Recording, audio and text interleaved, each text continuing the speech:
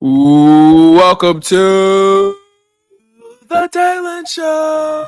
What's going on, y'all? So good to see you for episode number 10 already. In normal circumstances, we'd already be halfway done. We would already be halfway done throughout the season, but this fifth season, 5-year anniversary, doing things a little differently. So we may see a little 30, 40, maybe even 50 episodes this season. So I'll keep you guys updated on that as we continue moving forward. But thank you guys so much for tuning in. As we move forward real quick, make sure you subscribe to the YouTube channel. Your simple 2 seconds to take it and press that subscribe button helps us move forward and helps us keep sharing stories as we move forward in our journey. So thank you guys for doing that really quickly.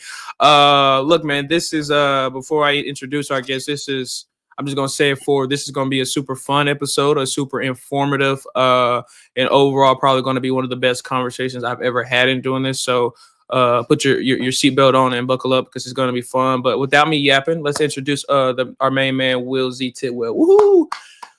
Thank you so much for having me, D. I've been following the show for a while, man. And as you can see, you being on the sports platform, I've been coaching AAU all weekend, so my voice sounds like Doc Rivers right now. But we here, man. We here. I'm happy to be here, man.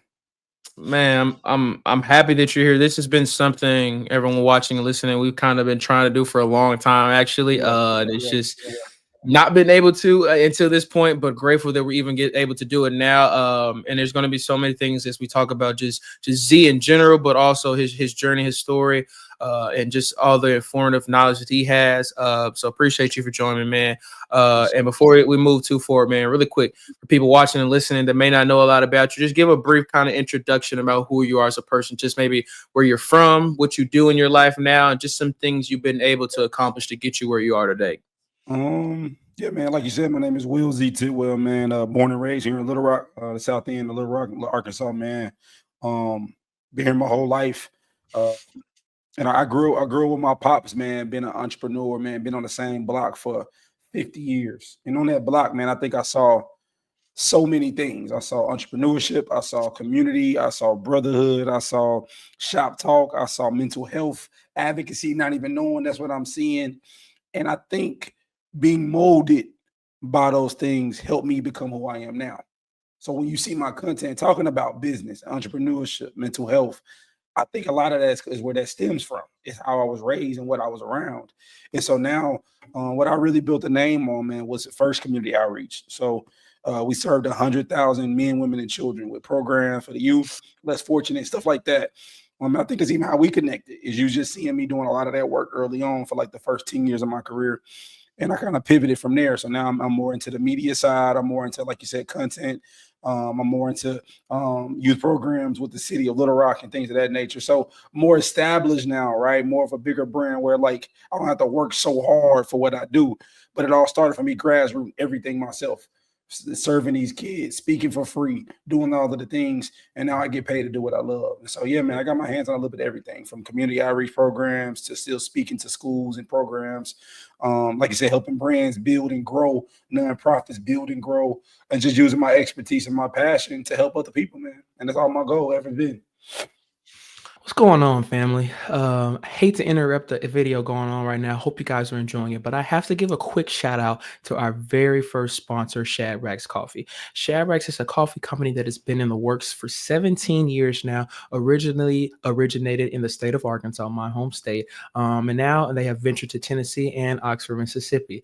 Shadrach's has opened their arms to me and put their faith in me, and I just want to say thank you to Shadrach's. If you're in Oxford, you can find Shadrach's at 1797 Jackson Avenue West here in Oxford. And even if you're on the Ole Miss campus, they have different locations on their food truck aisles across the campus. They're usually open at their Jackson Avenue Center from 6 a.m. to 9 p.m. Monday through Saturday. So just continue to go get your Shadrach's coffee. You get espressos, energy drinks, hot coffee. You can even get some milkshakes. Shadrach's is the place to go. Even you can get some Shadrach's apparel on their website, like I'm showing you here. And my favorite thing about everything about Shadrach's is they're centered around our Lord and Savior Jesus Christ. So you can go on the Shadrach's website and you can file a prayer request for yourself, for your friend, a family, anybody. All you have to do is click on prayer request here, type in the name, email, phone number, and your message, and Shadrach will take care of it. They've done over 1,000 prayer requests in their 17 years of the company, and this is their goal. They are centered around profiting and making Jesus Christ their goal. So thank you guys so much, and thank you, Shadrach, for the sponsor. Hope you guys enjoy the rest of the video. God bless. We met my ninth grade year at Estem. Yep. They had brought you and you kind of spoke to us, and I think that's how we connected and have stayed connected throughout the years. For everyone that may not know who I am, I'm a junior, about to be actually my last week. I'm about to be a senior in college now, which is Wow. insane. So Z and I have known each other for a while at this point. But I think one of the things that is correlated with me is that you do so much like myself, and I think it's so hard to obtain doing so much. And you just talked about, and I kind of want to stay on that topic. We talk about coaching, man. How'd you get into that? I recently got into it, and it's been such a joy for me to do. But what's your experience in kind of installment been in it like so far, man?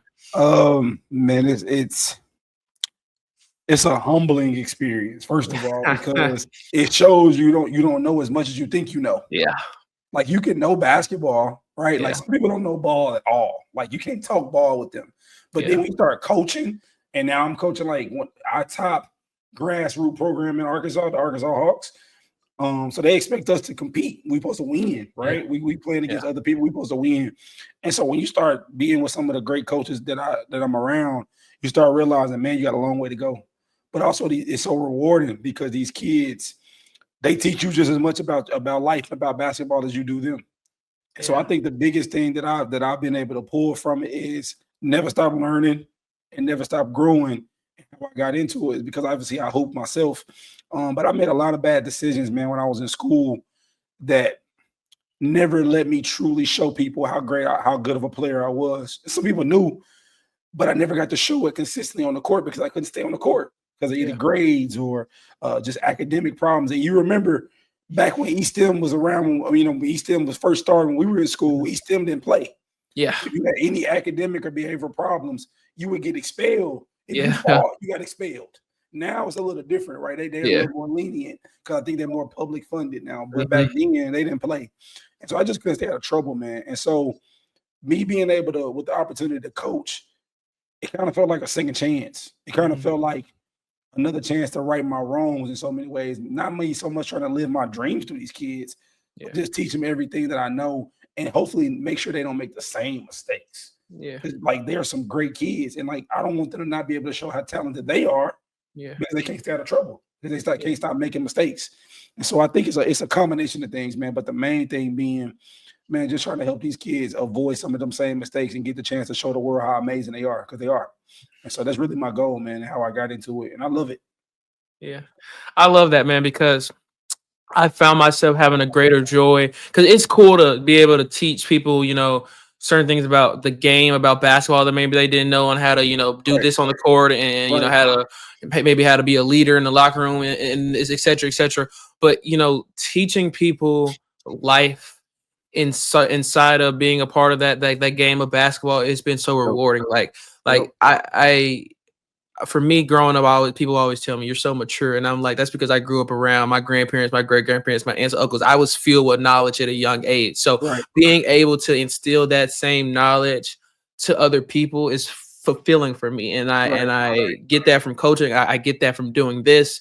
So I love to hear you say that, because there is a true reward from it, and I hope that people doing anything in their life are getting an actual reward and enjoyment and fulfillment from it, not from a selfish perspective, but simply helping others. Like I do this, I tell people my name's on it, but it's not about me at all. Like this is not about me, and I aim to share people's stories and give other people a platform. So I appreciate you for sharing that, because that resonated with me really hard, man.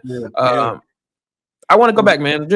I am through thick and blood, Little Rock, Arkansas. I rep it so hard. It is a place that I forever will be home. Forever I learned so much from the city of Little Rock. And we again have so many similarities in our paths in terms of growing up. But just for you, man, growing up in Little Rock, what did that mean? What does that mean to you?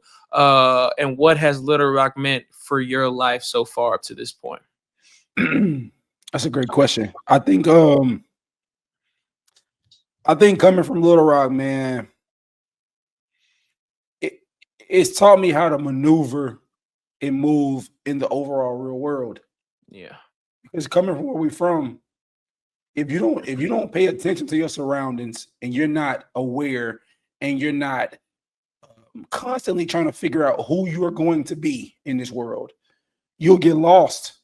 Yeah. Because what I just tell you, I come from the South End, which is a very rough place. Yeah. But I knew very early on I wasn't a hood dude. Yeah. I wasn't meant to be a dude that was doing a lot of things some of my homeboys was doing. Now I tried it, right? And I very quickly figured out that wasn't for me. Yeah. And I think coming from here, it'll make you realize that overall in the world, if you don't take the time to figure out who you are and what you want with your life, you'll get sucked up out here and you'll get lost. Yeah. And you'll never know who you are, because this is a place of survival for real. Like, if anybody that know about Little Rock, this is one of the most dangerous places in the world, in the country, right? Like, this is one of the more dangerous small cities in the country. And again, it just taught me how to move. It taught me how to navigate. It taught me how to stay true to myself, even if certain people didn't understand me. Mm-hmm. Because what it kind of goes back to is growing up the way I grew up, talking the way I talk, acting the way I act, versus me maturing. Like you said, I had older parents. So when I started to mature and started to evolve, and now I'm talking the way I talk on the internet. I'm making these videos, and they're not blowing up yet. They're not going viral or none of that yet. A lot of these same dudes that grew up where I grew up, they laughing at that, because they're not the Z that they know. They're not the person that they know or that they grew up with. But then when they see me change and they see me start to come into my own, they start either accepting that, or we started to grow further and further apart.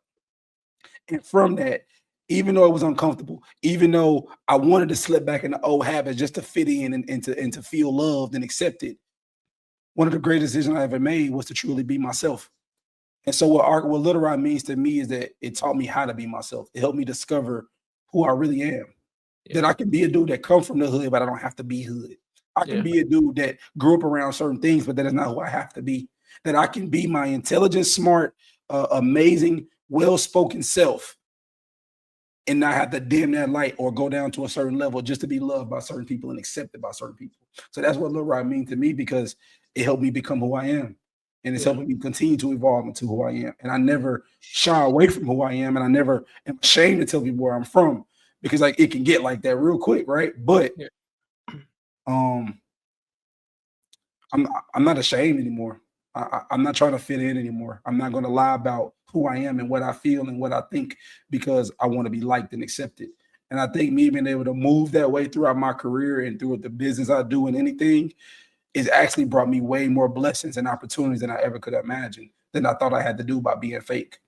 So that's what Little Rock mean to me, man. It helped me be tough. It helped me have to grow up quick. It helped me be able to learn my surroundings and be tough in business and in life, and just be able to survive. If you can grow up here and make it and live past 18, I think you can make it anywhere. Yeah. So that's what I think it helped me do, bro. It helped me just grow up quick, man, and know that how to navigate in this world, because it don't care nothing about you.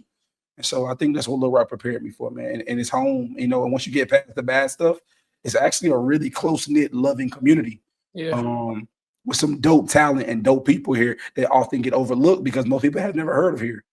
So if you can make it out of here, you can make it out of anywhere. So I think that's what Little Rock has taught me, for sure.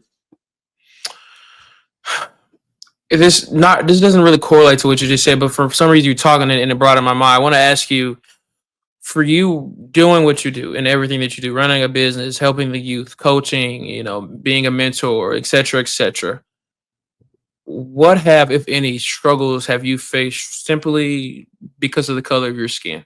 And if any of you have faced, how have you kind of overcome those challenges and struggles throughout your career so far? That's good. That's good.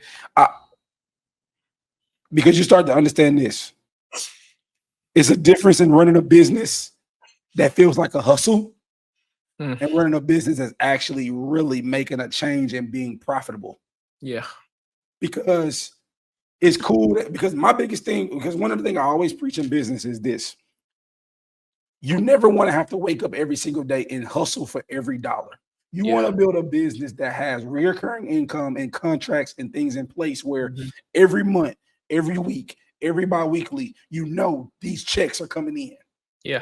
But in order for a Black man or any person to build a business like that, you have to get in certain type of rooms. And 9 times out of 10, that's going to be people of other colors than yourself. You're going to have to learn how to navigate, especially in the nonprofit world, right? Which is where I really came from, essentially. Yeah. I came from that world first and foremost. And in order to be in that world, the top heifer internationals and the Thea foundations and the I'm forgetting the hour houses and all of the big places that I've worked with. In order to be able to get in those rooms and actually make a change and get them to sponsor you or cut a check or bring you in for a big event or whatever, you got to move differently. And a lot of times you got to be okay with being overlooked and being seen as the little bro or the insignificant one almost, until you continue to prove yourself that I actually have value here. And that you can't keep overlooking me because I'm making so much noise. So I think that's the biggest thing. A lot of people think they're doing great business right now, and they may be. I'm not doubting that, right? But the difference from making a couple $100 in a contract to making thousands of thousands in a contract is literally you being able to get in the room and literally being able to make a name for yourself to show people the value that you bring. And even sometimes when you show the value, they still might not give you the opportunity because they're going to give it to somebody that they know. They're going to give it to their nephew. They're going to give it to their best friend's son. That you have to deal with the politics of it. And I think that's the biggest thing I've had to deal with is like, I know I'm good for that. I know I'm a great speaker. And you should bring me in for that. Or even if they try to bring me in, they know how talented I am, but they want to do it for free. Yeah. And so I think again, that's why Little Rock is so important to me, because it taught me, reminded me who I am. So even when they try to shortchange me and overlook me and doubt me, right? I still stand strong on that. And sometimes you have to walk away from something you may really want just because that person doesn't value you properly. Just because that person doesn't see the true value that you bring. That's one of the hardest things you have to do in life sometimes, is to say, man, I really wanted that opportunity, but they can't treat me right and they can't respect me and they can't give me the value that I deserve. I'm not settling for that. And so I think that's probably one of the biggest things I've had to deal with is like, man, I really wanted to work with that person. Man, I really wanted to be in that room. Man, I really wanted to do that opportunity. But maybe it just wasn't for me. Yeah. And I think that's the biggest thing, because when you walk in them rooms, it's very rare that you see a lot of us. It's very rare. The ones that make the decisions, it's very rare that they look like us. You feel me? And if you can, again, work those type of rooms, you can work any room. Yeah. So that's where I'm at, is learning how to work those rooms. But at the same time, I'm not going to kiss your ass to, can I cuss on here? Yeah, you're good, man. Go ahead. Okay, I'm not going to kiss your ass to just to be able to get an opportunity. Mm-hmm. See what I'm saying? So yeah, I've dealt with it, man. I've dealt with it because of my age, right? I know you have too. You're so young, right? You're so young doing what you're doing, which is why you said we remind each other so much of ourselves, because we're so young trying to make moves. And I've seen some of the names you had on your show. I know that wasn't easy to get those people that respect you enough to come on your platform. But eventually they did, because you kept putting in the work. You kept putting the episodes out. You kept grinding until they start finally saying, you know what? You've done the work. You know what? Let me come on and support you. Yeah. But that's hard. Yeah. So they overlook us because not only what color we are, but how young we are, how inexperienced we may be. But I look at it like this. How can I ever get the experience and the opportunity if you keep overlooking me? Amen. You see what I'm saying? So yeah, man, I've dealt with all that. But if you let that stop you, again, you'll never make it anywhere. Because if you can't make it here, you can't make it nowhere. Yeah. So that's how I look at it, man. But yeah, absolutely. Deal with that type of stuff all the time. Absolutely. Thank you, man. Man, so much that I want to say off that. I think firstly is this podcast has been like the greatest joy of my life. And I started this when I was 15. And you said getting in those rooms, and for me, just going off so many things. It's like now we do a thing here at Ole Miss called The Season, where like they have, kind of video documentaries following all the sports teams throughout their seasons. And there's a video clip of Coach Yo, our women's basketball coach, at a press conference after a game. And then it pans all the media members in the room, and I'm the only person of color in there. Wow. And there's there's times at meetings or kind of speaking events where people from either alumni or just people from major companies come and speak. And when they're people of color, they kind of point me on like, Dalen, because we always kind of have to work harder or do different things differently because of our color of our skin. Right. And it's like, it's great, but it's also that struggle. But I also hope what I'm doing is inspiring some kid younger than me now, or even older as well, that they see me and they're like, he can do it, then I can do it too. Absolutely. But you spoke that good point, because when I was younger, I made those connections with my teachers in high school. So many of my teachers helped me get guests on this show. Like, so many of these guests have been because of teachers or mentors. Even my old barber back home, he's helped me get guests back on. And that's simply because I valued those relationships. It's not only just gaining those relationships, it's also keeping those relationships, which is even harder than getting them. So I appreciate that value, because what we do is not easy, but obtaining what we do is even harder, because it's so hard to start this. But I tell people this, I didn't really start seeing actual growth and change until I finished that in this 4th season. So it took me like 4 years to actually, in my opinion, to see where I wanted to go and where I wanted to be. And it wasn't easy for doing this to almost 4 full years. And I'm like, can I keep doing this? Is this sustainable?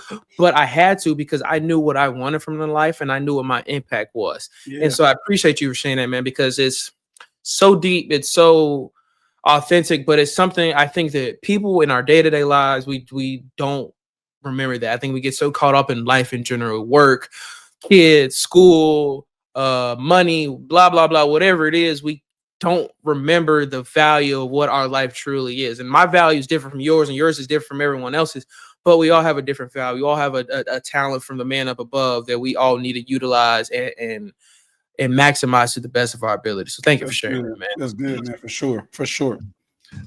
You talked about your father, and I know he's very special to you and very kind of influential in your life. What has he meant for you, and what was some of the things that maybe he instilled in your childhood to help you become the man that you are today? Me and my pops always had a love-hate relationship, because we were so similar. Yeah. And that's a gem within itself, that sometimes we can try so hard not to be like someone in our life that's super influential on us, or may have been super influential on us. We try so hard not to be like them that we don't even realize a lot of times we end up becoming just like them.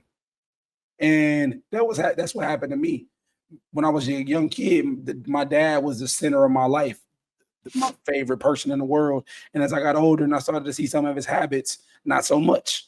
And then I started to realize, oh, he's just a man and he's flawed and he makes mistakes. And because I became a young man, and I started realizing how hard this thing called life really is.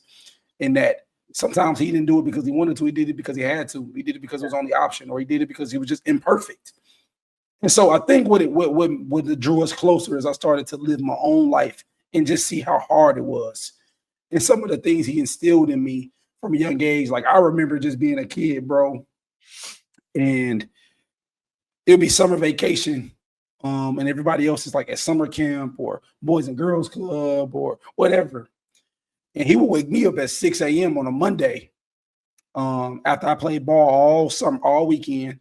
He would wake me up on a Monday morning, and we would go cut grass. I would have my own lawn mowing service, in the 4th grade, cutting grass for him. He would do the weed eating, I would do the pushing. He would let me like make all the money, save my money at the end of the summer, and I would buy my own school clothes. I would buy my own shoes. I would buy my own school supplies. Not because he had to, but because he was instilling something in me, bro. That whatever you want, you got to work for it. That you got to work, then you go have fun. As soon as I finish if I woke up at 6 a.m., we done by 10, then I can go to the Boys and Girls Club with everybody else. And I'm up before they even thought about getting up. And so I think from the conversations, being around him, seeing the work ethic, him doing the same thing for 50 years, bro, imagine that. Like these kids today could never do the same thing every day for 50 years, go to the same place, stand on their feet every day. I get so bored doing the same thing for one day. So imagine doing that for a year, after year after year. So not only did he instill me that come work first, then play later, but I think he also instilled me that sometimes in order to get what you want, you got to do the boring shit. You got to do the shit you don't want to do. Yeah. You in order to be a true man and take care of your family, you got to suck it up. Yeah. And eventually you'll have everything you want, because now he's making 6 figures a year. He retired. He's semi-retired. He only goes to the shop because he want to go. Yeah. He doing what he want to do. He got a nice crib. He got his cars. He living his life.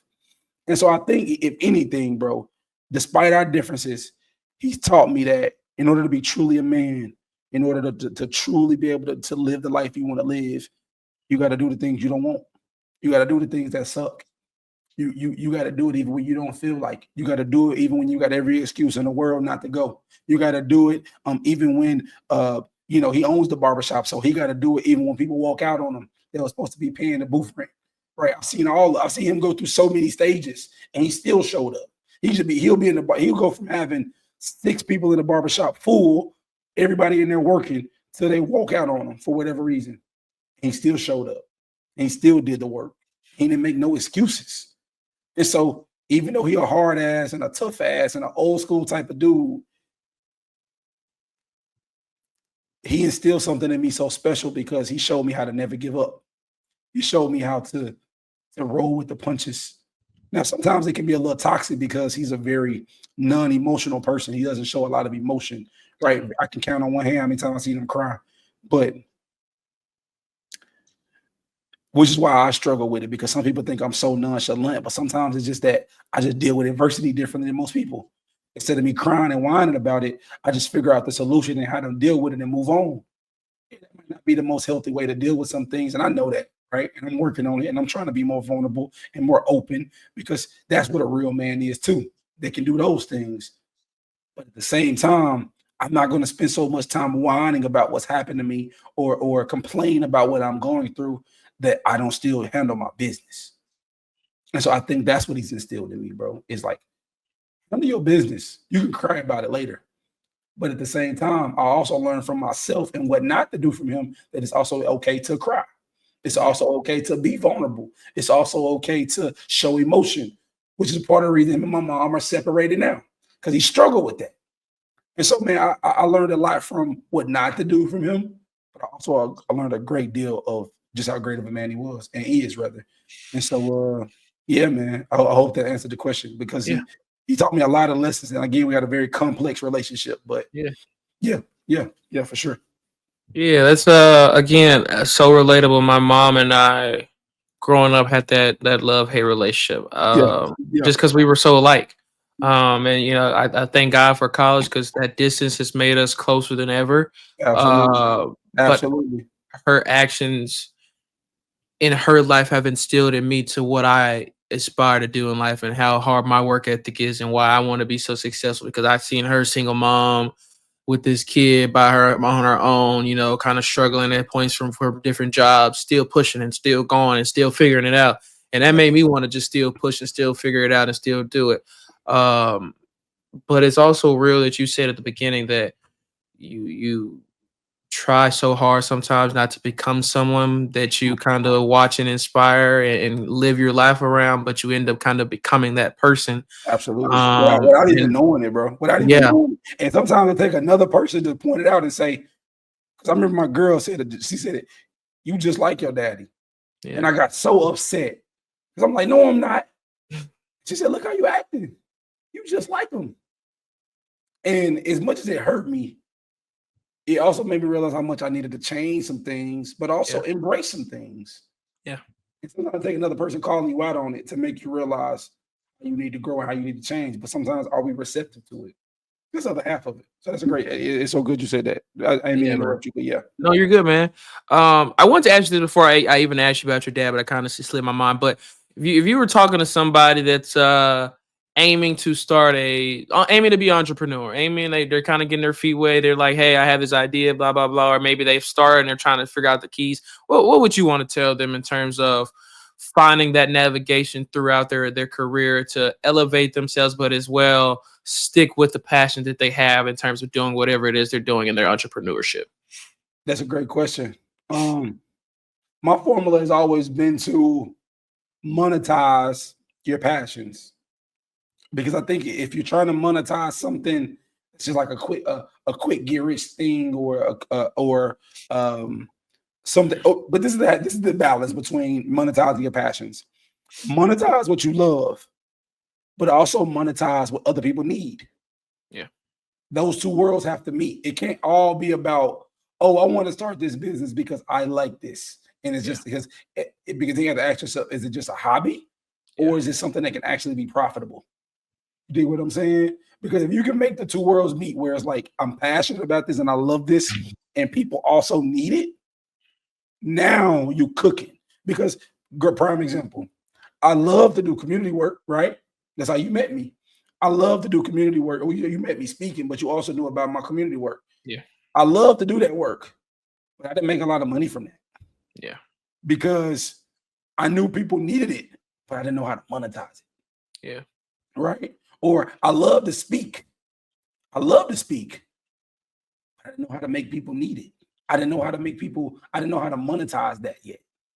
Right? So it took me having to bump my head, figure it out, have an odd job here, have a side job there, hustle and do some other things to make ends meet, while I struggle to build the brand enough to figure out how to make those two worlds meet. And that's the problem with a lot of people. They think that when they have the idea and the business and the thing that they want to do, that they immediately have to quit everything else and focus solely on that.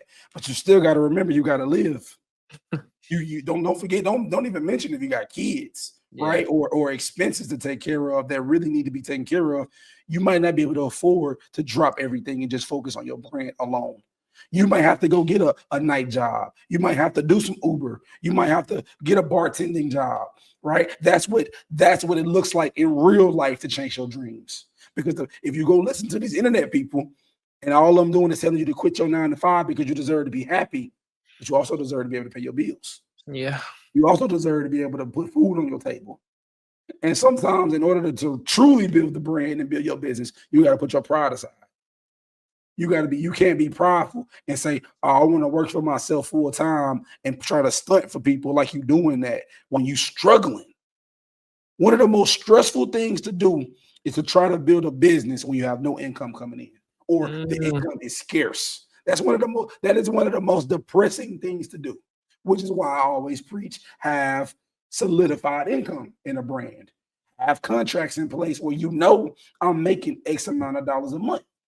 Because that is one of the most stressful, depressing things ever, bro. Is to wake up every day, busting your ass, hustling, trying to make $1 and not knowing where the dollar coming from. But if I got a career or I got a job while I build a business and get it to self-sustain itself, that's the formula. Yeah. But it's got to be something you love. Yeah. It's got to be something that makes sense. It can't just be all about, oh, this is what I'm passionate about, but does it make sense for the consumer? Yeah. Can the consumer actually use this? You see what I'm saying? Yeah. Because you're going to quickly find out if it's not a real need, if it's all about a want. What are you going to do when the consumer starts to show you that I don't need that? Yeah. You feel what I'm saying? So I think the biggest 3 things I just said there is, I want it to be something you're passionate about, but make sure it makes sense for the consumer. Yeah. If you don't have enough money in place and put up for a rainy day, then it's okay to have a side hustle or a career. Don't be afraid. Don't be embarrassed about that. Right. Yeah. And I think the third thing is, take your time. Take your time. Don't get pressured into the pressure you see other people putting on you by saying they quit their job and you don't know the story of how they got to that. Your journey is going to be totally different. But I think if you follow just those basic 3 steps, you can figure out the rest. You can figure out the business plan. You can figure out the marketing. You can figure all that shit out. But if you don't have that as the foundation of this thing, it's going to be very, very, very, very hard to build it. Very, very hard. And that's what I've experienced, man. Is like, I was trying to be so prideful in the past, and I did it, right? You know, but I don't recommend it to everybody. I struggled, right? I didn't eat some days, or I didn't have money some days. I couldn't afford to take care of certain things sometimes because I had a dream, and I just knew I couldn't work for anybody. Now, if you want to gut it out like that, then do it. But that ain't for everybody. That ain't for everybody, bro. And so, yeah, man, that's what I would say. That would be my main three things. You gotta love it. Yeah. If you don't love it, and you don't, and if you don't even, and then if you don't even know yourself enough to know what you love, that's the other half of it. Because I had to go through some struggles in my life. I had to be homeless. I had to see my parents separate. I had to lose basketball. I had to lose a lot of stuff to realize, oh, I do like writing. Yeah. Oh, I am a great speaker. Oh, I do love community work. Yeah. I do love podcasting. I do love content. But I had to lose a lot of stuff. And it's sometimes in your brokenness that you're going to find the most beautiful things about yourself. So don't be afraid of those things either. Like, embrace the broken times in your life, because you're going to look back and say, oh, maybe God was trying to show me my gift in that broken time. Maybe I was discovering something about myself I never even knew. Yeah. So we're ashamed of the scars a lot of times, bro. We're ashamed of the dark times in our life. It really might be the most beautiful thing that ever happened to you. But not if you run from it, right? Not if you don't embrace it. Yeah. Because from that, your gift may be hiding. And that's what I learned, bro. So yeah, that's what I would tell them. Oh man, you're killing me. You really are. I want to go off that kind of last point you just made though before I get into everything. But from July 2024 to like midway through October 2024 were some of the hardest months of my life. And in that time, one of the big things was I was questioning whether or not this is what I wanted to continue doing. For a lot of different reasons. And I'm kind of just stuck on what you just said because of that. As you said, sometimes in your brokenness, God shows you what your gift is, what your talent is, what you're great at. And in that moment of kind of insecurity, doubtfulness, kind of questioning whether this is my actual passion and this is my path or not, I found that in my brokenness that it was. And it wasn't easy to do that, but I was able to. And I think that's so valuable because of the points you made talking about why it's important to have these things to be in this entrepreneurial world. Like I said earlier, I didn't start seeing that growth until the 4th year, 4 dang years of doing this before I started seeing something that I was like, okay, I can move forward on that. I can now start making money, et cetera, et cetera. But like Z said, it's a little bit different for me because I'm in college. I'm still young, figuring that lifestyle. Some people you were trying to do this, you're in your older 20s, 30s with kids, a lifestyle, home, et cetera, et cetera. You're not able to sacrifice those other things just to solely kind of do this, even if you are truly passionate about it. And I've had to also sacrifice other things as well to continue doing this, to do this and do other things so I had money in my pockets. And I thought that was so valuable because it's so easy to sacrifice things that we're not really sure if we're ready to sacrifice them or not. And when we do, we kind of look back and we're like, maybe I did need to do that, or maybe I could have done that at a different time. Yeah. But you also have to look at it as you talked about it, your why. That has been a very big portion of season 5 so far, is the just why and why you're doing something. And I emphasize that so much. If you're in that latter parts of life where you're figuring out things and you're like, I'm not doing this for my correct why, please figure something out. Yeah. And I mean that wholeheartedly because it is it's a thief of joy to be doing something in your life, with your life, the one life that you get, and you're not loving and doing something that you're doing in the terms of the passion of the why that you want to do it. So thank you for sharing that, man, because. And real quick, D, you said something that sparked me, because the other half of it is sometimes we'll create something that's very profitable. Yeah. That actually is doing really well. I have parts of my brand that used to do really good. But I'm not going to lie. After you get over that high of how quick the money comes, you start to realize, oh, I really don't like this. Yeah. This doesn't bring me joy for real. And that's the other half of the equation. Yeah. What do you do after you launch something to the world, right? Because most times when we get a new brand, we go to Facebook, we go to Instagram, we go to these places and we launch and tell people about what we're doing. What do you do after you telling the whole world about this new thing that you're doing because it make great money for you? It may be very profitable.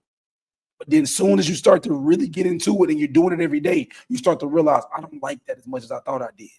Yeah. I'm not as passionate about that as I thought I was. Are you bold enough to say, I'm going to leave that alone?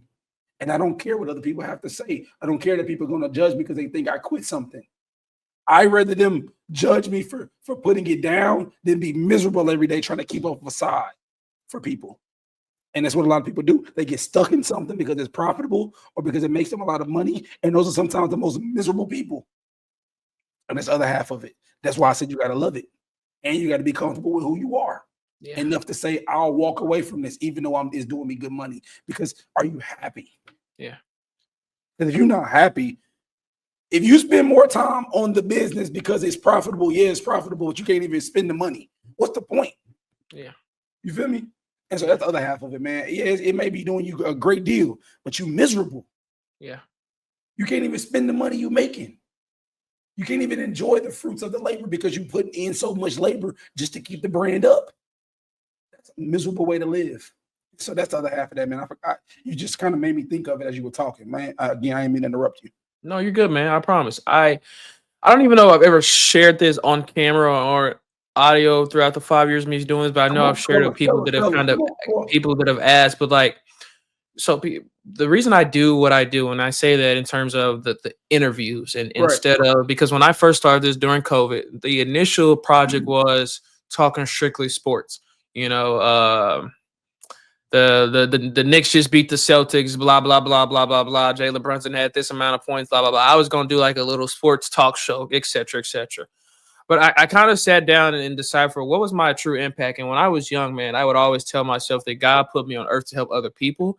Right. And I thought, okay, so how can I do that thing?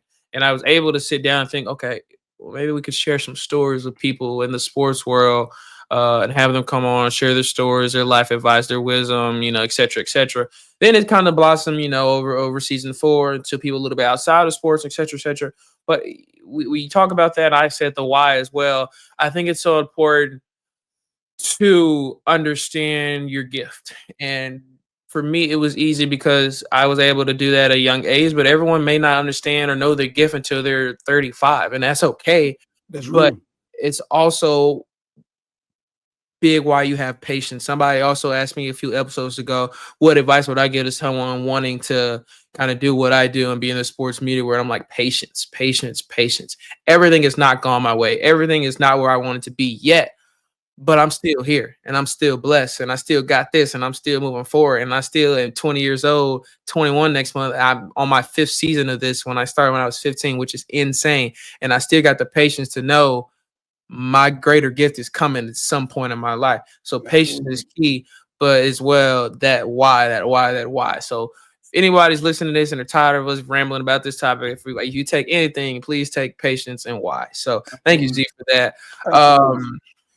Man, Estem Public Charter School, man. I know you could probably talk along about that, but it's you kind of mentioned it, but we grew up in that Estem portion, man. Estem didn't play no games back in the day, and I look at it now, and it's, don't get me wrong, Estem still great, but it's like Estem now. It's just like, I look at it sometimes like that is not the Estem that I grew up with. Absolutely. Let's be real, bro. It's the ghetto now. Let's be real. Let's be real. It's the ghetto. They fight every day, bro. And I'm like, this is not the Estem that I know. John Bacon back in those days, Cindy Barton, they did not play those games. No, sir. And so it's funny that you talked about it earlier, but just, man, Estem Public Charter Schools, what is Estem? What has Estem meant to your life? How did Estem value and create the man that you are today? I came from Mills, right? Which was the rival. Right? Mills was what Estem is now. In a lot of ways. There was a lot of fighting, right? I mean, not so much some of the other things that you see, like kids having sex in like the craziest places and smoking weed in the bathroom in the middle of the day. Like, that's where I came from, in Mills, right? And I went there for hoop dreams. Didn't really pan out. Coaching change came from the coach I really went there to play for. He retired the next year. They brought in a new one. So a lot of things changed. And so I was like, well, maybe I need to change too, and go somewhere also that's better for me academically, because I was struggling academically there because of just the distractions and just, young and trying to navigate high school. I was just struggling, right? My best friend was there, and so I was always acting up with him, and so I just needed to change. And so we kept hearing about Estem. It was this was fairly new because I was in the second ever graduating class at Estem. Yeah. I was in the second one ever. So it was like 70 people in my graduating class or something like that, 75 or something crazy. Might have been 100 at the most. And when I got there, man, I thought it was going to be all Caucasian people. I thought it was going to be all white people when I first got there. I was like, no black people going to be there because I was playing ball. We started actually working out the summer of my 10th grade year going to the 11th. That's when I finally got there in my 11th grade year. And I worked out, but it was all black people on the team except one guy. And so I'm like, well, maybe the team is black, but all the students are going to be white. So I get there, man. It's the most diverse school I've probably ever seen. It was everybody. It was black people, white people, African. We saw some Chinese. Like I saw a little bit of everything. And so I think number one, what it did was opened up my world to realizing that there's so much more that exists out there than just me. Yeah. Right, because again, I went to school in South End my whole life, and I went to Mills, which was ghetto within itself. And so all I saw was predominantly black people my whole life. I didn't know how to at one point, I didn't even know how to talk to white people. I didn't even know how to hold a conversation, right, with other people in my race. And so I think what it did was it really helped me start to hone in on my speaking skills. It really started to mold me into being a leader. Now, true enough, like I told you, I stayed in a lot of trouble. But once I finally got in trouble that last time, and I got basketball taken away for good, and I didn't get to play my senior year, and that hurt me to my core. It made me also realize that the world don't care nothing about you. That they will chew you up and spit you out and move on from you, right? If you don't make the right decisions, if you're not doing the right things, if you don't take heed of the opportunity that sometimes only comes around one time. Yeah. So Estem means a lot to me, man, because it grew me up. It made me realize that it really is on me. Because if you remember, Estem was like a college in a way, right? From the academic side, especially, there was nobody really holding your hand and babying you and standing over you and making sure you did what you're supposed to do. If you didn't, you just dealt with the consequences of it, right? Especially if you were in like AP classes and things of that nature, because we were always the top school academic. Yeah. And that's what it did for me, bro. It grew me up. It bumped me up. It's kind of like this video I saw last night of T Grizzly talking about how the moment he got arrested and they put the handcuffs on him for that first time and took him to jail, he said instantly he learned his lesson. And I felt like that with Estem. The first time I really got something taken away from me that I loved, I instantly learned my lesson and realized, oh, if I don't do the right things, nobody cares about how talented I am. They don't care how handsome I am and my smile and my gifted gab and how good a basketball. They don't give a shit. They will take that part. They will take it away from you and move on and forget all about you. And it humbled me to realize you ain't all that. Because ain't that how we move a lot of times, bro? We move with so much pride sometimes that we're invincible. Especially when you're a young kid, you don't think anything can happen to you. You think you're above the law. You think that you're better than certain things until that one person or that one institution or whatever, that situation comes to your life and says, you're not. Yeah. You're not. It can happen to you too. It can be taken away from you too. And if you don't get it together, you won't even graduate. And it got to that point for me. I almost didn't graduate, bro, because I was being a knucklehead so bad. And it grew me up, man. It opened my eyes to what real life was. It put some people around me that truly loved me and poured into me. And I think it truly helped me become Speakupzee. I think from there, Speakupzee was really born. The brand was really born. The voice was really born. My style of speaking really became my own when I was there, especially when I graduated soon after and went to college that first year. All of that just started to evolve, and I became who I was supposed to be because I took all of that pain, all of those mistakes, all of those experiences, all of those stories and memories, and I put it into my writing. I put it into my content. I put it into what I share with the world, man. And from there, stuff started blowing up. And I felt like, damn, even though I was supposed to hoop, at least through college, I knew I wasn't going to NBA or nothing, but at least through college, I was supposed to. I did something way better. And now I'm one of the top speakers, not only in the state of Arkansas, but I feel like in the country. And so it means the world to me, man, because it humbled me, it molded me, and it slowed me down and realized like if I want to live this life right, I got to make some changes. And I'm still learning from that today, but yeah, it slowed me down. It changed me for sure. Yeah. Talking about Estem, man, for you at this point in your career and throughout your journey, what has it now meant over the years to now be able to go back to Estem and have those conversations with students in Estem, and not just in general, but as well? How does that reaction feel for you to just get that invite from like Estem, that moment in my life where I grew so much, but I also struggled so much? What does that feel like to be able to be invited and go back to that place that kind of molded you to where you are, but it's also to a place that is very so special to yourself and to students as well? I would say that was probably one of the best speeches I've ever given when I went back. They brought me back for like this highlight. Were you there? And Miss whatchamacallit class that day? Mm-hmm. Yeah, Miss Griffin class. Do you remember the name of that series? I forgot what it was called. Walk in Your Shoes is what I think Miss Griffin used to call it, because I used to be a part of some of them and kind of helped her out with some. So Walk in Your Shoes was what what she used to call them. Yeah, that's right. That's right. And this is back when when Coach Howard was still there as the AD, or she might have been the principal by then, whatever. And when she asked me to come, I was a little nervous because I'm like, what do I say to a bunch of kids at a place where I used to be a failure? What do I say to a bunch of kids at a place where I made so many mistakes? Yeah. Right. And I said, tell them just that. Tell them about the mistakes. Talk to them about the realness of this life, thing called life, rather. And it meant so much to me, bro. And I think I spoke with so much passion that day and so much realness and rawness.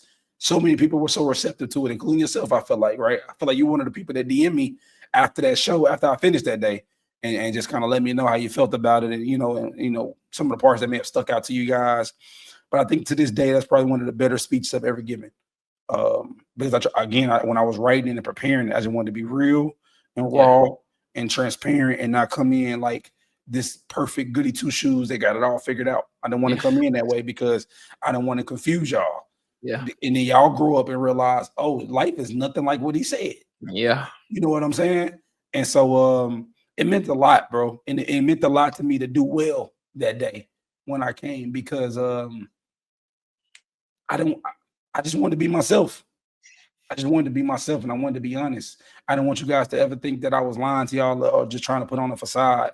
I wanted to be real. And I feel like I left that day doing that. So it meant a lot, bro. And I took pride in it. And I prepared for that speech a long time before I got there. As you could tell, I had that down packed. So yeah, it meant a lot, bro. And I wanted to deliver. And so I tried my best. One of my big things, man, is someone may not remember exactly what you say to them, but they'll always remember how you made them feel. And I don't exactly remember what you said that day, but I know that you made a positive impact on me.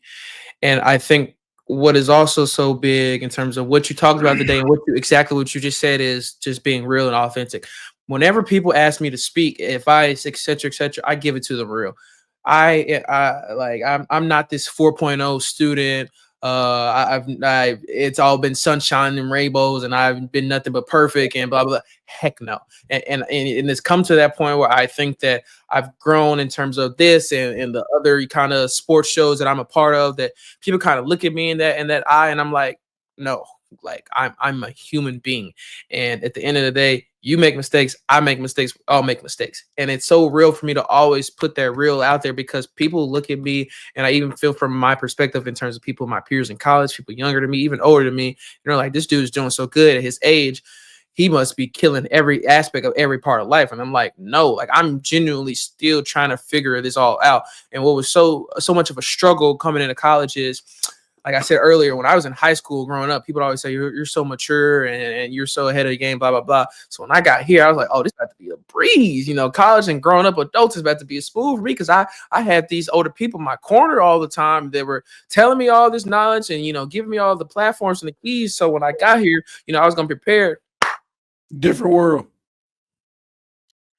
And it's real, because that's how life is. No matter, you could try so hard or something, you can be so prepared and you can still fail. And that's the harsh reality of life. But it's also important for me, like you just said, to tell people the honest truth, because I don't want people to think that, again, it's all sunshine and rainbows. It's not. Mhm. But that is Yeah. the beauty of life. You know, you said it and we talked about it. I got so much envy from last year throughout so much struggle and pain and depression, but I was able to see my value through that time. And that's why it's so real for me to share those things. And sometimes it may be overbearing for people. Like I was having this conversation the other day when people ask me how I'm doing. Yeah. Like I'm not just like, hey, I'm good. No, like I will tell you, like, I'm doing all right, man. Could be better, could be worse, or had better days, not my best day, or like I'm doing good, or I'm not doing the best. Like I'm brutally honest when someone asks me how I'm doing. For Which is some reason, very I don't rare. know why. Yeah. And it's like for me, I'm gonna always be honest and authentic. If no one takes anything away from knowing me, meeting me, watching me, listening to me, I hope that they take that away. That I'm always, no matter what, gonna be brute and honest and authentic. So thank you for sharing that, man. And kind of still wrapping around this kind of high school path for you. I know graduating high school, going in that process of college and in college for the time period that you were was such a transitional challenge, life altering time for you. So if you don't mind, could you just talk about that time period for you? What was it like graduating high school, going to college for the time you did, the struggles you went through, to kind of understand to kind of understand college wasn't for you? Like, what was that time period like for you in terms of understanding who you truly were as a person and what was actually right for you in your life? Yeah.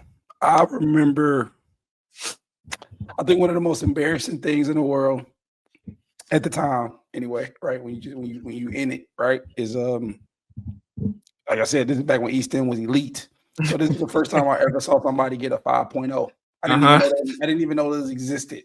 I didn't even know you could get a 5.0. I said, how the hell do you get a 5.0?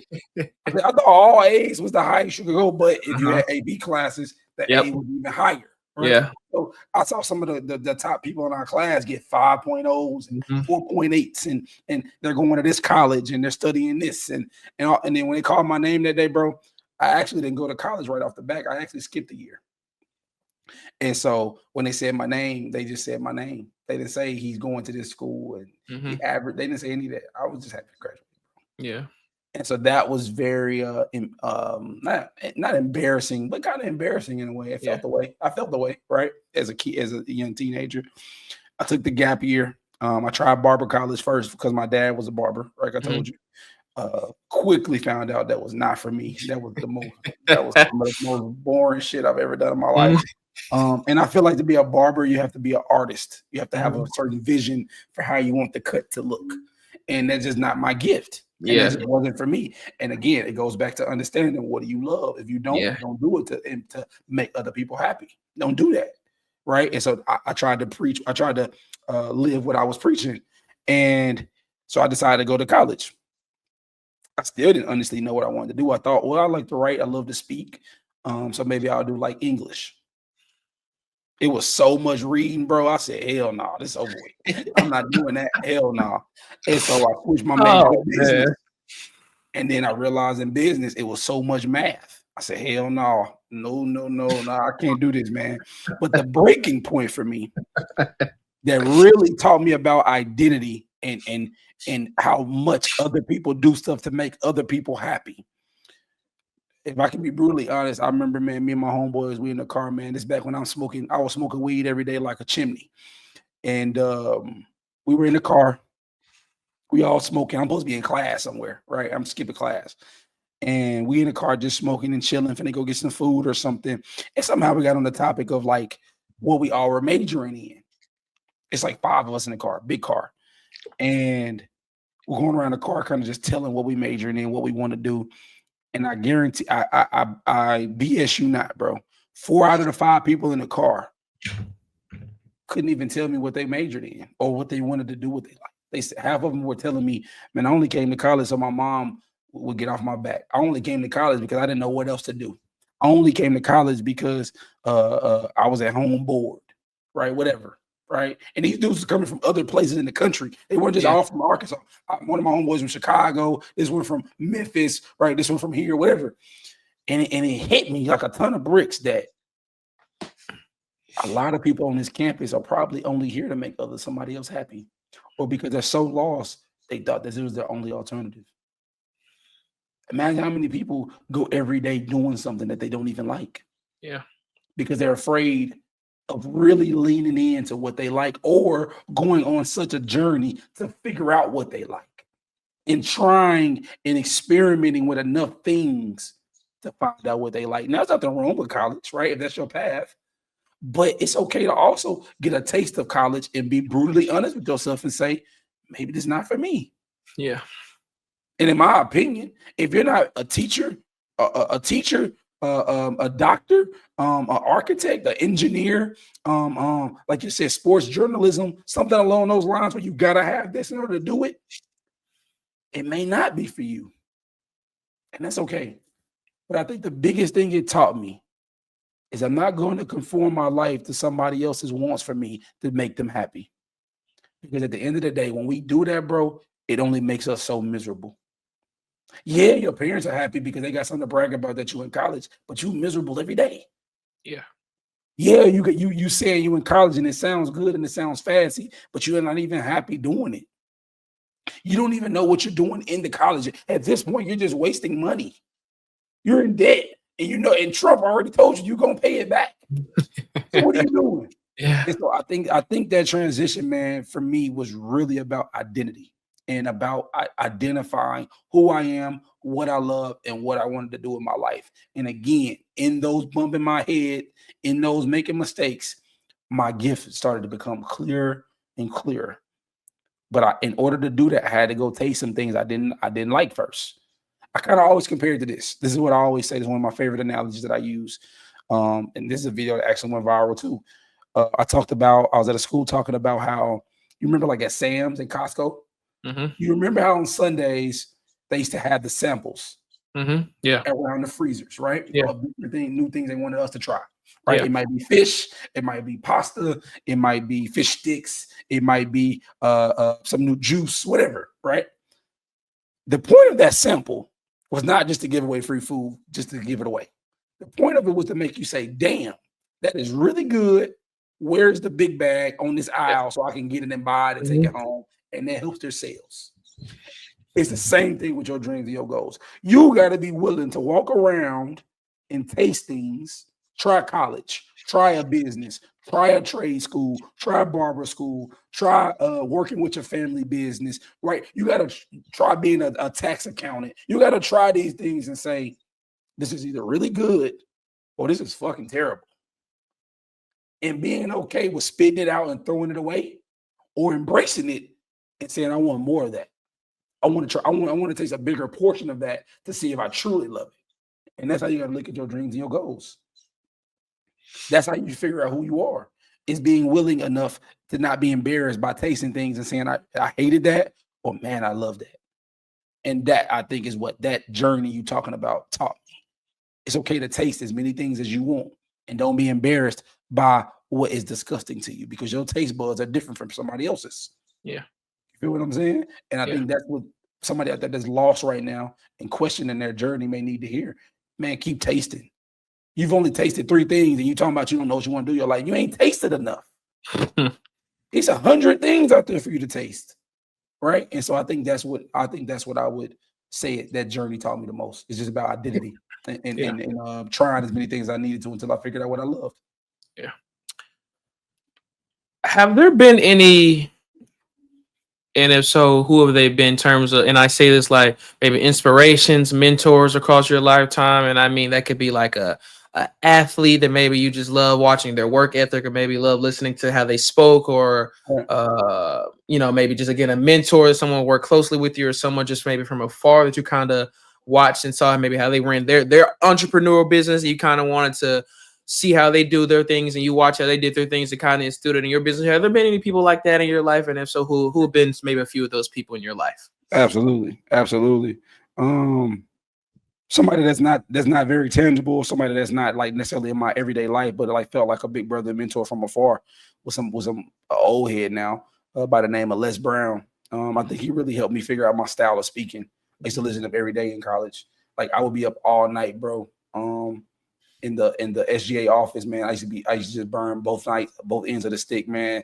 Literally just dissecting his speeches, right? From his humor to the way he would take these pauses when he spoke, to the way that he would like take his crowd on this high. He would have them really ramped up, have them laughing, and have them cracking up, and then he'll come back with a point so strong they'd be about to cry. So he taught me how to crowd control. He taught me how to take them on a journey when you're speaking. That would be somebody I would say from afar was a great mentor to me. Yeah. And I just used to literally take notes and dissect him. Yeah. He got to the point where I wasn't even listening to what he was saying. I was watching his body language. I was watching his demeanor. I was watching how he would go from one subject to the next, and how his transitions were so smooth. I started looking at that stuff about me trying to be a better speaker. But somebody more tangible that I was with a lot. Dude in my life, man, named Darius Walton. Super well known in like the real estate space, investor. He's dope. He's a media mogul. He's from here, but he lives in Dallas now. I remember Darius just let me, I call him Big Bro. We call him Juice. I remember him just letting me sleep on his couch when I ain't really had nowhere to go. I remember him buying me food. I remember him showing me how business worked, the basics of it. I remember him showing me how to build relationships. I remember him burning both ends of the stick, staying up all night, working, then getting up the next morning, going to an event and didn't miss a beat. So I remember seeing these things, and I'm like, I used to be like, man, this dude crazy. This dude up all night. But now that I'm older, I'm about how old he was when I was with him. I do the same stuff. I'm up all night, and I still get up and go ahead on my business. So a more tangible mentor that I feel like really instilled some stuff in me at a younger age when I was still trying to figure out college or business or trying to do both or whatever, got to be Juice. Now, of course, there are more influential people in my life, of course, but if I had to name one, I would say him because I was with him in the ugly parts of his business when he wasn't making any money, when he was penny pinching too. You feel me? But he'd never let you know it, right? And he always found a way. And I think that's what entrepreneurship is: resiliency, relationships, and doing what it is you have to do to make that dream a reality. And he taught me that, man. So I'm forever indebted to him and the way he treated me and treated me like a little brother and family.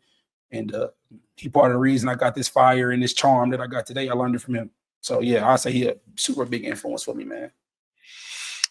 I am intrigued to hear your answer on this because I don't know this, but I'm feeling it's going to be relatable. But what are your music artists like? What does Z Tidwell listen to on a regular day-to-day basis? What do you listen to in the gym? Like who do you be bumping? I want to know who you listen to on a day-to-day basis. Bro. I think if you ever listen to my videos, bro, I like to listen to people that even if they ratchet and they rapping and they doing their thing, they talking crazy, I love rappers that sing a little bit. So I love Ride Wave, right? I love No Cap. I love Rallo. I love who else heavy in my rotation? I love Papa. Who are some heavy dudes in my rotation right now? But also I'm very diverse, right? So I love Morgan Wallen. I love Benson Boone. I love storytellers, is what I would say. I love people that make you feel something with their music, from the beat to the harmonization to the hooks to the message.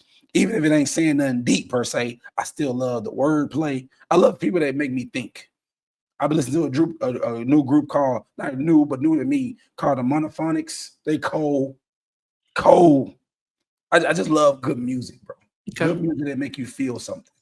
And I think that's the most beautiful, one of the most beautiful love languages that you can have is somebody that puts you on the new music, whether it's a friendship, brotherhood, your girl, whatever. If somebody send me new music, you love me. You love me, bro. And so, yeah, I'm very diverse with my music, man. My playlist will confuse you, but I would say some of those are some of my favorites, heavy hitters that I'm probably going to be bumped as soon as we get off here. Okay, I like that, man. I like you. You valid for that. I want to ask you, man. You, I remember one of your videos not too long ago. Yeah, it was you in the gym and you're working out, and you kind of talking about how that first kind of perspective from someone that may not know you is your body, and your body kind of depicts how your work ethic is in life. Yeah. And so I want to first ask you, why is the gym so important to you? Yeah. But as well, what has that foundation in the gym set up for your work ethic in life?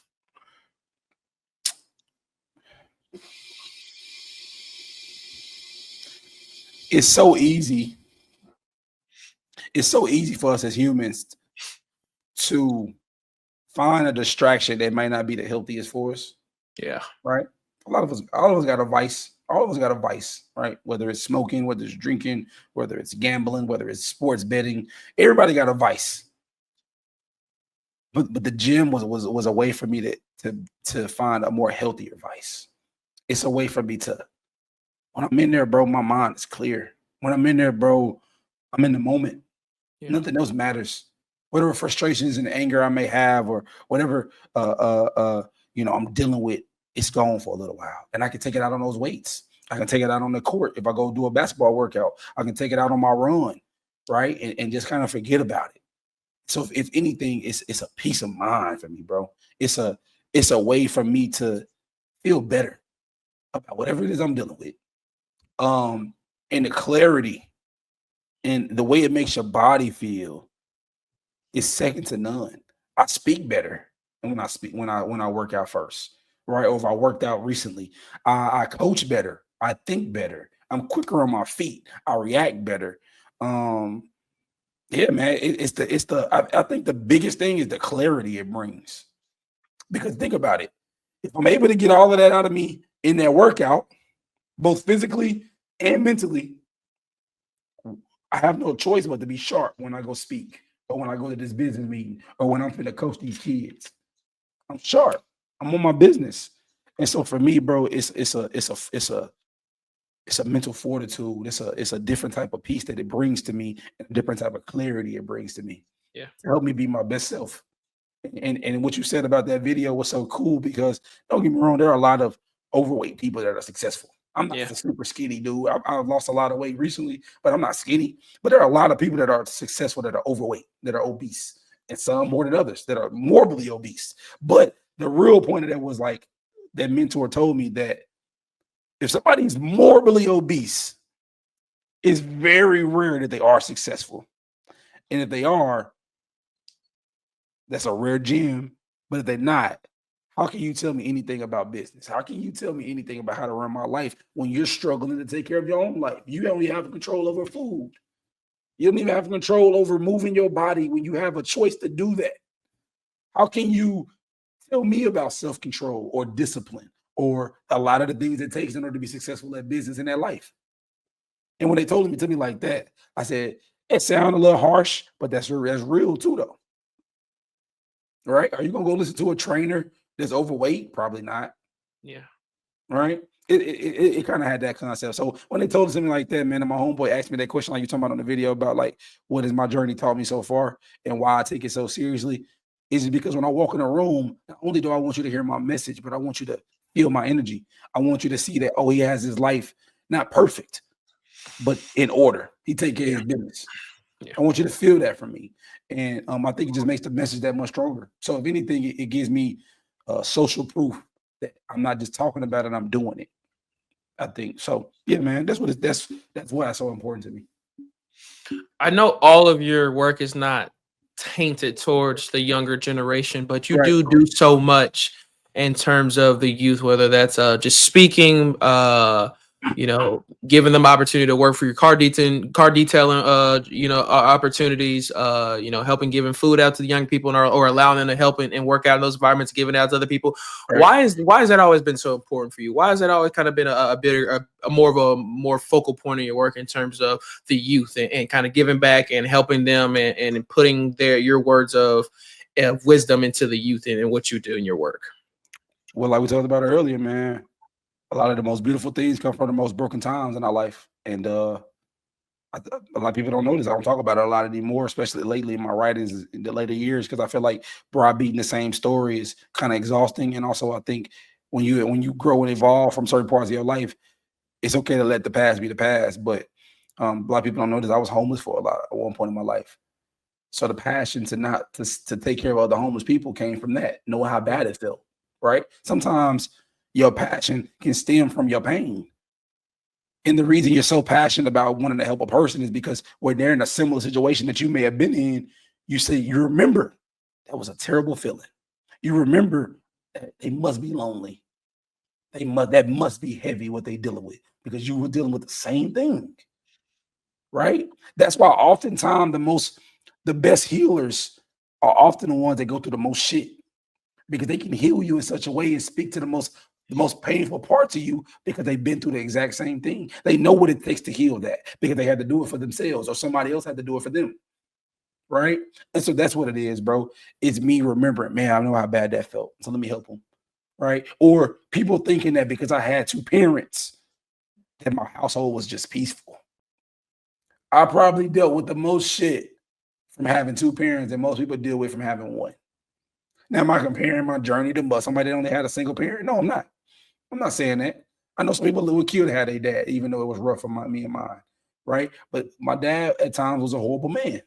And he wasn't always the best father when it comes to like the emotional side of things. Yeah, he was there physically, but he wasn't always there mentally. He wasn't always there for you from a heartfelt standpoint. Yeah. And his presence wasn't always felt. He was present, but his presence wasn't always felt in my life. He missed a lot of stuff. And so that impacted me as a young man. And it took me having other mentors to realize how important it is to have more than just one person to look up to. So that too also made me realize, oh, I got to be that for these kids too. I got to be that for them. And I remember, I'll never forget. Last thing, and it's almost 2:30, so I got to, yeah. So a kid came up to me one time, bro, just crying, like tears just falling, and then what's wrong, little Johnny, or whatever his name was, and I'm like, what's happened? What's wrong, man? And he said, man, why my dad don't love me? He like, what did I do? I try to stay out of trouble. I try to make good grades. I try to be nice to my mom and respectful and take care of her. But he just doesn't love me. He doesn't come to any of my stuff. He doesn't call me. He doesn't show up for my birthdays. Like, he just pouring down crying. I was damn near about to cry. And I was like, yeah, I can't leave these kids. I can't give up on them. They need me. And so again, the most painful thing sometimes, you discover the most beautiful things about your life. And so hearing the pain in that little boy voice, remembering my own pain, and seeing the pain in other people's eyes when they're dealing with a lot of the things you talked about, the homelessness, the hunger, the lack of role models, I just felt responsible, bro, to be that for them and help them and guide them and mold them. Because if I didn't do it, I felt like who was. So I remember how much it helped me. So yeah, man, that's why. That's why. Appreciate it, man. I know you got to go.